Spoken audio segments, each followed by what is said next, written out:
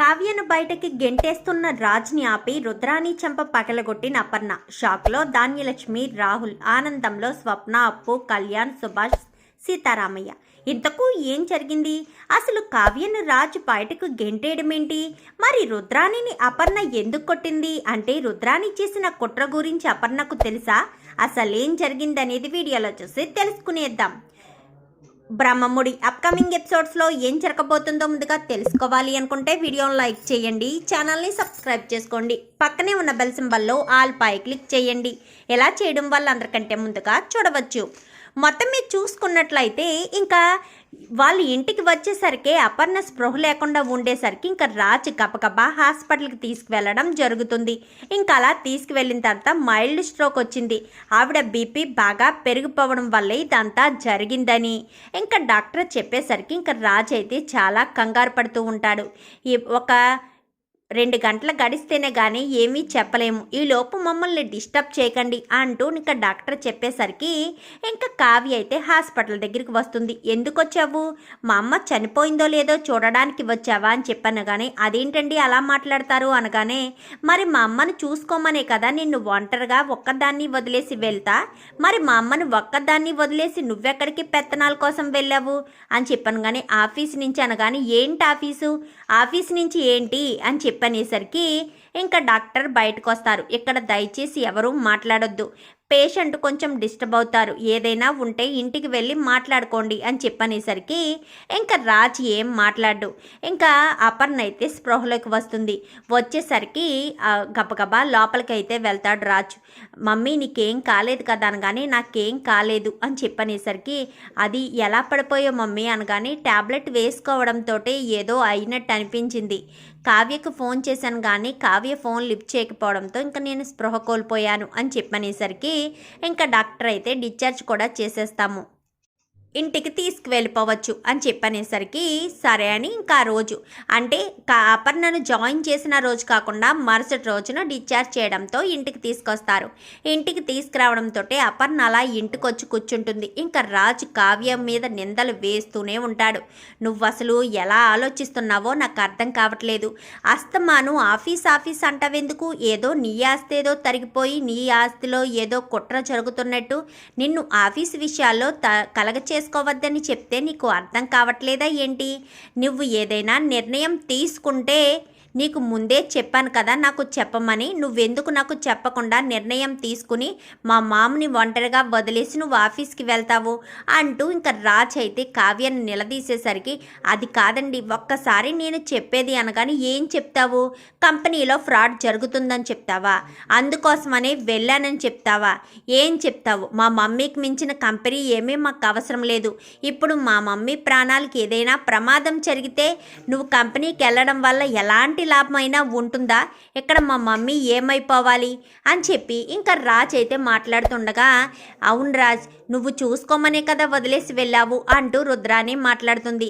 మరి చెప్పాను కదత్తా ఎటు వెళ్ళొద్దని, అయినా మా మమ్మీని పట్టించుకోకుండా ఎందుకుంది? కోడలుగా మా మమ్మీ ఒప్పుకునేసరికి కావ్యకు బాగా పొగరు పెరిగిపోయింది, అందుకే ఎవరు ఏం చేసినా కానీ ఏం మాట్లాడరు కదా అని చెప్పి ఇంకా కావ్య బాగా పొగరుతో ఉంది. అందుకే అంత నిర్లక్ష్యంగా మా అమ్మ పట్ల ప్రవర్తించింది అంటూ ఇంకా రాజ్ మాట్లాడేసరికి, రాజ్ ఒక్కసారి కావ్య చెప్పేది వినొచ్చు కదా అని చెప్పాను. కానీ లేదు మమ్మీ, కావ్య ఏం చెప్తుంది, ఏదో ఒకటి తప్పు చేసిన దాన్ని సరిదిద్దుకుంటుంది అంతే కదా, అయినా నా తల్లిని కాపాడలేనిది నాకు అవసరం లేదు, ఒక్క క్షణం కూడా నువ్వు ఇంట్లో ఉండడానికి వీల్లేదు, ఇప్పుడే ఈ క్షణమే నా ఇంటి నుంచి బయటికి వెళ్ళిపో, నా తల్లికి ఏ ప్రమాదం రాలేదు కాబట్టి సరిపోయింది, ముందు ముందు నిన్ను నమ్ముకొని నా తల్లిని నేను దూరం చేసుకోలేను అంటూ ఇంకా రాజ్ అయితే కావ్యను చేయి పట్టుకుని గుమ్మం దాకా తీసుకొచ్చేసరికి రాజ్ అంటూ ఇంకా అపర్ణ పిలుస్తూనే ఉంటుంది.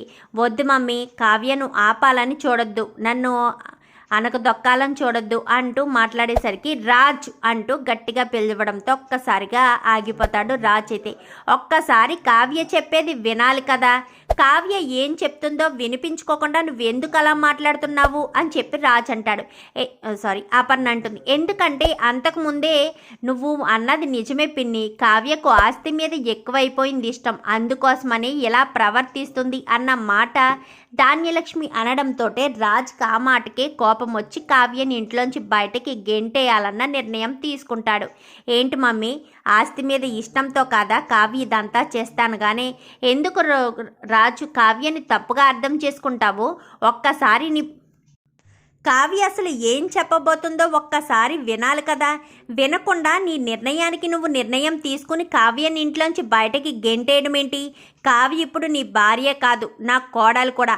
నా కోడల్ని సరైన నిర్ణయం లేకుండా, సరైన తప్పు లేకుండా ఇంట్లోంచి బయటకి గెంటే హక్కు అధికారం నీకు లేదు అని చెప్పనేసరికి మమ్మీ అని చెప్పాను. కానీ ఈ కుట్ర వెనక వేరే ఎవరో ఉన్నారు. ఒక్కసారి ఆలోచించు. కరెక్ట్గా నాకు అదే సమయానికి హార్ట్అటాక్ టైప్లో రావడం, కావ్య ఇంట్లో ఉండకుండా ఆఫీస్కి వెళ్ళేటట్టు చేయడం, ఒక్కసారి ఆలోచించు. ఇదంతా ఎవరో ప్లాన్ చేసినట్టు నీకు అనిపించడం లేదా అని చెప్పాను. కానీ నాకేం తెలియట్లేదు మమ్మీ, నువ్వు ప్రాణాలతో బయటపడ్డావు, అదే సంతోషం. కావ్య మాత్రం ఈ ఇంట్లో ఉండడానికి వీల్లేదు. నీకు సేవలు చేసే పేరుతో నిన్ను చంపడానికి కూడా వెనకాడతలేదు కావ్య. అలాంటి కావ్య నాకు భారీగా అవసరం లేదు. నా తల్లిని కాపాడలేంది నాకు భారీగా ఉండడానికి అర్హురాలు కాదు అంటూ రాజ్ మాట్లాడుతూ ఉంటాడు. ఒక్క నిమిషం నేను చెప్పేది వినమని చెప్పేనా రాజ్, కావ్యని ఇలా తీసుకురా అని చెప్పనేసరికి ఇంకా రాజ్ అయితే కావ్య చేయి పట్టుకుని మళ్ళీ అపర్ణ దగ్గరికి వస్తాడు. ఏంటి మమ్మీ, ఏంటి అంటే నీ కోడల్ని ఇంట్లోంచి బయటికి గెంటేయకూడదా? నీ కోడలు తప్పు చేయలేదా అని చెప్పాను. కానీ కావ్య ఎప్పటికీ తప్పు చేసే మనిషి కాదు. కావ్య మంచితనాన్ని అలుసుగా తీసుకుని ఈ రాహుల్ రుద్రాని ఏదో కుట్ర చేశారు అని చెప్పనేసరికి ఏంట వదిన నన్ను బ్లేమ్ చేస్తున్నావు? రాచేమో కావ్య చేసిందని కావ్యని నమ్ముతుంటే నువ్వేంటి నేను నా కొడుకు తప్పు చేశామంటావు? ఎప్పుడు కూడా నాకు నా కొడుకు మీదే ఉంటాయి కళ్ళు. మేము ఎలాంటి తప్పు చెయ్యకపోయినా కానీ తప్పు చేశామని అంటున్నావు అని చెప్పి రుద్రాని అనేసరికి తప్పు చేసే మనుషులు మీరు కాబట్టే తప్పు చేశారంటున్నాను అని చెప్పాను. కానీ ఏంటి మమ్మీ, నువ్వు కూడా కావ్య మాటలు నమ్ముతున్నావా అని చెప్పాను. కానీ కావ్య మాటలు నమ్మడం లేదు. కావ్యకు పాపం ఏమీ తెలియదు.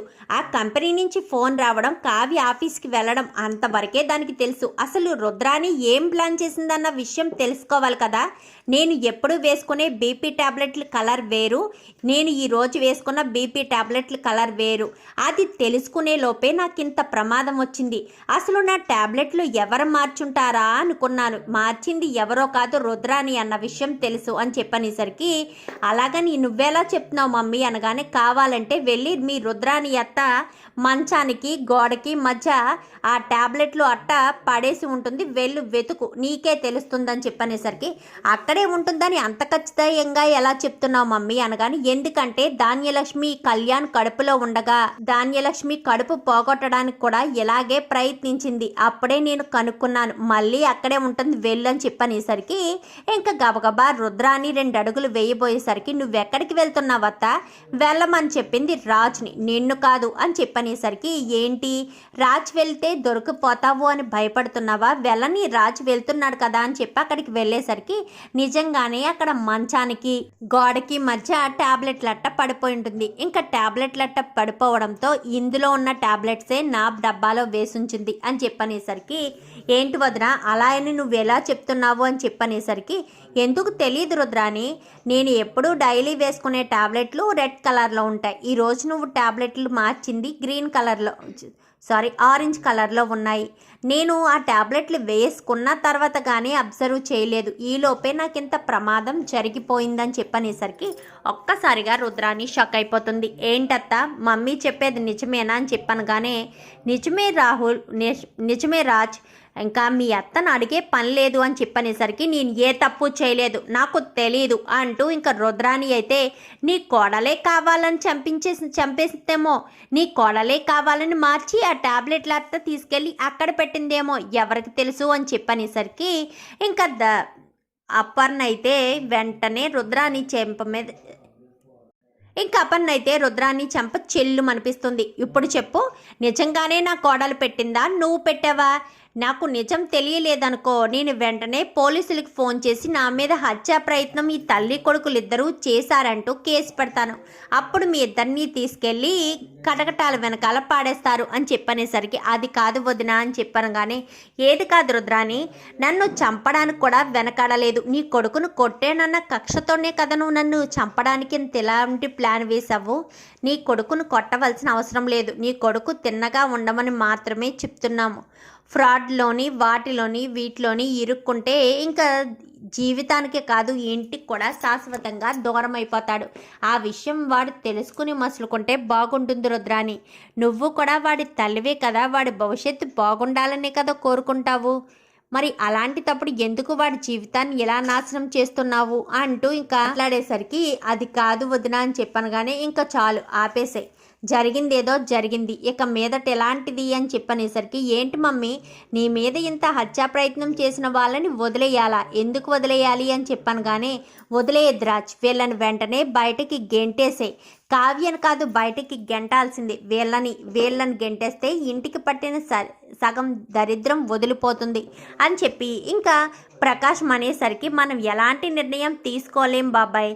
ఎందుకంటే తనను తీసుకొచ్చింది తాతయ్య గారు కాబట్టి రుద్రాని యొక్క బాధ్యత ఏదైనా సరే తాతయ్య గారే తీసుకోవాలి. ఉంచాలా లేక చేతులు దులిపేసుకుని బంధాలని తెంపేసుకుని ఇంట్లోంచి బయటికి పంపించేయాలనేది మీ తాతయ్య గారే నిర్ణయం తీసుకుంటారు అంటూ ఇంకా అపర్ణ మాట్లాడేసరికి ఇంకా సీతారామయ్య గారు అయితే నీ ఇష్టం రాజ్, ఇల్లుని కంపెనీని జాగ్రత్తగా చూసుకోమని నీకు చెప్పాను, ఆ ప్రకారమే నువ్వు చూసుకో, నువ్వు ఎలాంటి నిర్ణయం తీసుకున్నా నాకు ఎలాంటి అభ్యంతరం లేదు అని చెప్పి ఇంకా సీతారామయ్య గారు అయితే అంటారు. ఇంకా రాజ్ అయితే సరే తాతయ్యని రుద్రాణిని రాహుల్ని ఇంట్లోంచి బయటకి గెంటేస్తాడు. చూద్దాం మీరు రాబోయే ఎపిసోడ్స్లో ఇలాగే జరగాలని, రుద్రాణిని బయటకి గెంటేసి ఇంకా కళ్యాణ్ కూడా ఇంటికి తీసుకురావాలని మీరు కూడా కోరుకుంటే వీడియో నచ్చితే లైక్ చేయండి, ఛానల్ని సబ్స్క్రైబ్ చేసుకోండి, పక్కనే ఉన్న బెల్ సింబల్లో ఆల్ పై క్లిక్ చేయండి. ఇలా చేయడం వల్ల అందరికంటే ముందుగా చూడవచ్చు.